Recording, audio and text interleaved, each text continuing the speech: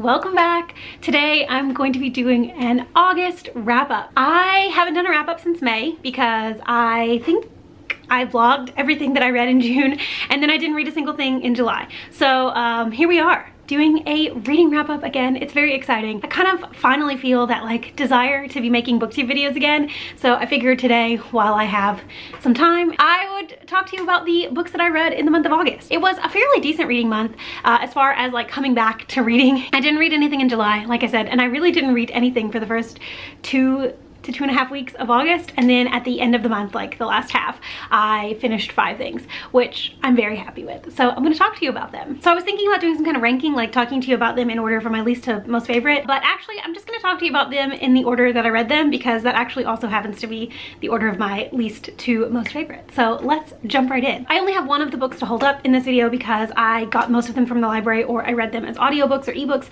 So you're gonna have to deal with the pictures right here, but it's fine. The first book that I finished in the month of August was Twisted Love by Anna Huang. This is the first book in a like dark romance series that is on Kindle Unlimited. It's also super popular on like Book Talk, so that's kind of where I got the recommendation from. I was trying to get out of my reading slump. You know, I hadn't finished anything in so long, and I thought like maybe like a romance, like smutty kind of book would really help me break that reading slump. And while it worked, I didn't end up enjoying this at all. So this is about Alex and Ava.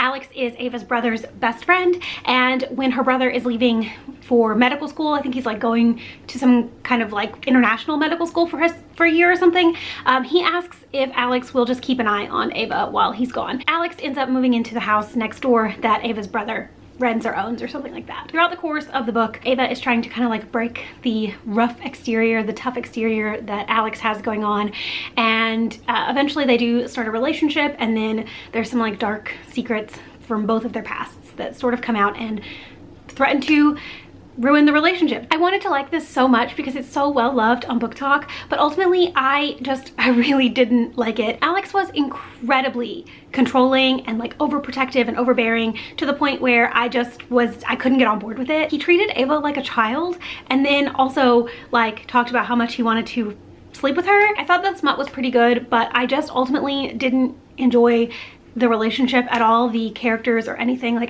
I had so many problems with like every aspect of this book that I ended up giving it 2 stars. I don't understand why people like it. Like I guess I understand that there are people that are just really into that like super alpha male, like controlling trope. That's just not me. I don't enjoy that, and it's not something that I care to read or anything like that. I know it's the first book in a 4-book companion series, and I might read the next one because each book kind of has like a different like trope that is employed. Like I think the second one is about a princess and her bodyguard, but I'm not sure if I'm going to get along with the series if every single book has this like really overprotective alpha male kind of thing going on. That's not what I like to read, so I didn't enjoy this. The next book I finished was The Most Fun We Ever Had by Claire Lombardo. This is a multi-generational family saga about this married couple, David and Marilyn, and how they basically have the perfect romance, they have the perfect love for each other, and they have 4 daughters who have all just been searching for the love that their parents have. The book is about each of the siblings, each of the sisters, as they are dealing with some of their own personal struggles. The older sister has recently lost her husband and is still kind of dealing with the grief of that. The second sister is kind of dealing with the fact that a secret that she has kept from her family has come to light, and her whole family has to kind of come to terms with the repercussions that that secret has caused on all of them. The third sister has recently found out that she is pregnant, and the father of her child is someone that she is not sure she loves anymore, and so she's dealing with the struggles there. And then the fourth sister is kind of trying to find her own footing in a world where her other sisters have basically outshone her entire life, and so she is dealing with that in a way that she doesn't think her family would be super proud of, and so she's keeping some secrets from them. I really like the idea of this book, this story of these sisters and how their relationship is affected by the relationship that their parents have. I thought that there was so much promise in this book. It sounds really similar to a book that I read earlier this year that I absolutely loved, A Spool of Blue Thread by Ann Tyler. And while there are some similarities between the 2 books, this one just really didn't live up to the hype for me, or not the hype, but it didn't live up to what I kind of expected of it. I felt like it was entirely too long. It's over 500 pages, and there was so much of it that felt unnecessary, or at least like overwritten, or could definitely have been edited down to be a little bit more concise. I feel like the story could have stayed the same without all of the like extra like stuff that didn't really ultimately matter to the main plot. I really wanted to like it, and I did really enjoy this relationship and how these relationships are kind of formed and change and grow and everything over the course of these many years that the family is together. But ultimately, I just felt like I didn't end up loving it as much as I wanted to. I'd say that the most compelling parts of the book were definitely the older two sisters. Their relationship in particular is quite complicated, and their stories are so wrapped up in each other that I found that to be the most compelling. I liked the third sister, Liza. I thought her story was also very interesting, but ultimately somewhat forgettable. And then the fourth sister, Grace, she felt tacked on in a way. Like she was kind of tacked on in the family, the fourth child that came along like 9 years after the other three. And also just her story in general in the book felt a little bit tacked on. I definitely would read more from this author. I really liked the writing in general. I did think it was a little bit overwritten at times, but I think that's more on the book than the writing style itself. But this is not something that I would necessarily recommend unless you just really love like multi-generational family sagas that span like several decades and give you somewhat unrealistic expectations of what a mom and dad relationship looks like. The next book that I read was The Last Housewife by Ashley Winstead. This is Ashley Winstead's like mystery follow-up to In My Dreams I Hold a Knife, which I read last year. A ton of people read that last year because it got super popular on BookTube, and I really enjoyed In My Dreams I Hold a Knife. So I was excited to read her new book that was coming out, and ultimately I did like it, but I didn't love it. This follows a woman named Shay who, when she was in college, she had somewhat of a traumatic experience with her two roommates. One of them actually ended up committing suicide over the whole ordeal,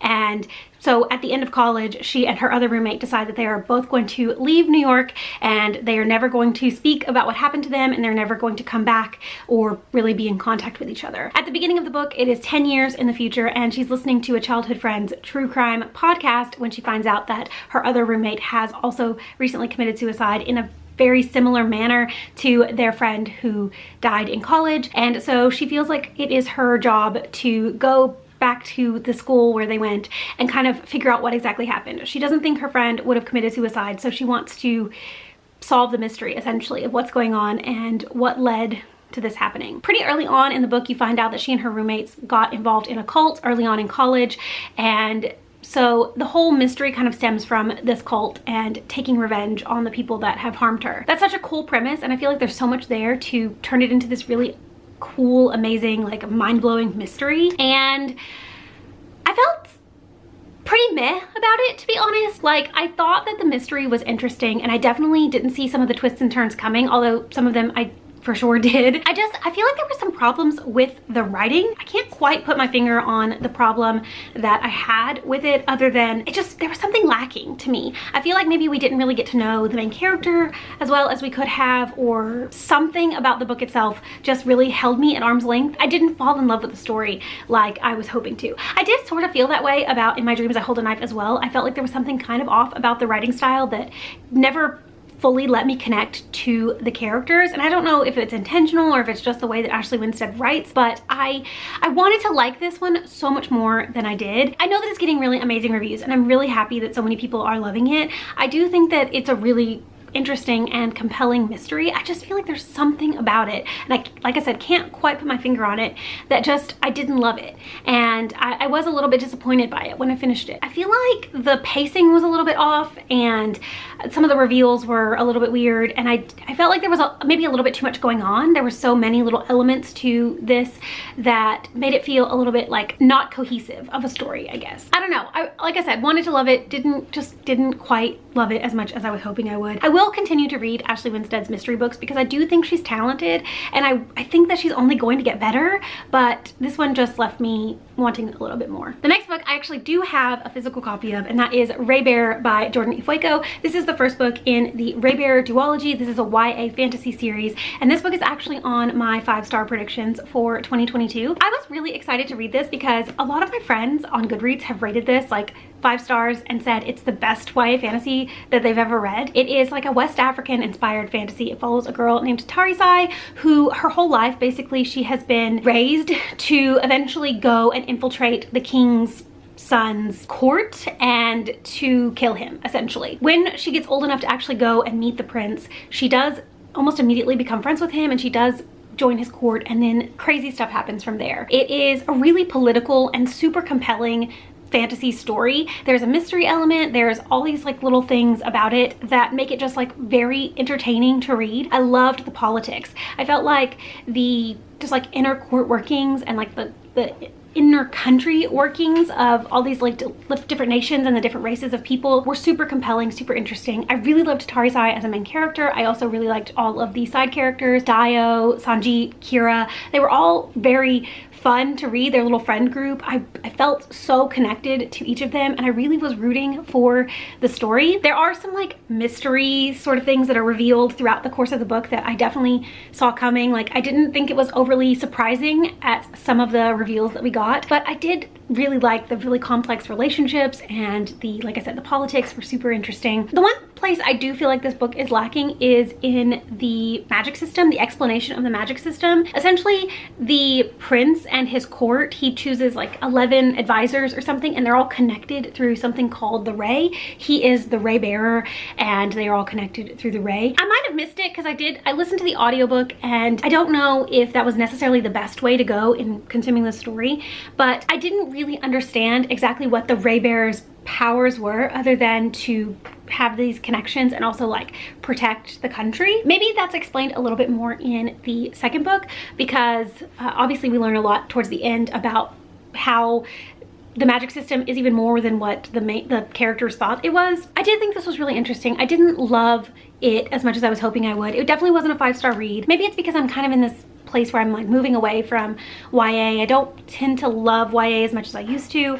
Maybe I just read this a little bit too late for it to really have the same impact on me that it has had on many other people, but I will definitely continue on. I will be reading book 2 because I did enjoy this and I do want to know how the series concludes. I would definitely recommend it if you are looking for a YA fantasy that's a little bit different from the norm. It's definitely got some more diverse elements that I found to be super compelling, and I would definitely recommend checking it out if it sounds like something you would enjoy. Yeah, I mean, I liked it. I would definitely read more from this author because I do think she's really talented, and I think that her like fantasy ideas are different than a lot of what's out there right now, but this one just wasn't like the most ideal perfect read for me, unfortunately. And the final book that I read in the month of August, my favorite book that I read in August and a complete surprise to me, was The Last to Vanish by Megan Miranda. This is a mystery thriller story about this woman who 10 years before the start of the book, her mother has passed away and she's basically looking to start over. And so she settles in this small mountain town that has kind of become known as a place where mysterious disappearances happen. At the start of the book, a reporter has recently gone missing and his brother shows up to this town, and so she and the brother sort of team up to try to solve the mystery of what is going on. It's told in I think 5 sections, and each section is about a specific person that disappeared. So there's been like 5 disappearances in this town, and you learn about each of them and how they kind of build on each other through the section. So you start with the most recent and you work your way back, and I really loved it. I've read every single Megan Miranda book, and the very first one I read was All the Missing Girls, and up to this point that one has been my favorite. Nothing has really like given me that same kind of feeling as reading that book did until I read The Last to Vanish. I felt like there was just enough of a gimmick in the way these sections were told that hooked me, just like in All the Missing Girls. I was so compelled the whole time. I was just so invested, and I had so many theories, and honestly not very many of them turned out to be true. I ended up being surprised way more than I anticipated. I feel like I've got a pretty good like beat on where mystery thrillers are going to go, and while I did eventually figure this one out, I only figured it out like literally right before it was revealed. So I feel like I didn't really figure it out because basically I figured it out the same time the main character did. It was so good, like so good. If you have read Megan Miranda in the past and have been disappointed by her books in any capacity, I really would recommend giving The Last to Vanish a go because it was so good. Like, just so smart and so fun, and I really loved it. And I'm really glad to have found something else by her that has given me that same kind of like spark and love for mystery thrillers. Absolutely, like, surprisingly a 5-star read for me because I didn't have a single fault with it. I enjoyed it from start to finish, and I loved how it was executed, so I gave it 5 stars. My absolute favorite Megan Miranda book. I will continue to read whatever she writes in the future because I do think that she is an amazing mystery thriller author, and I feel like she's changing it up. Like, her last few ones for me have been a little bit stale,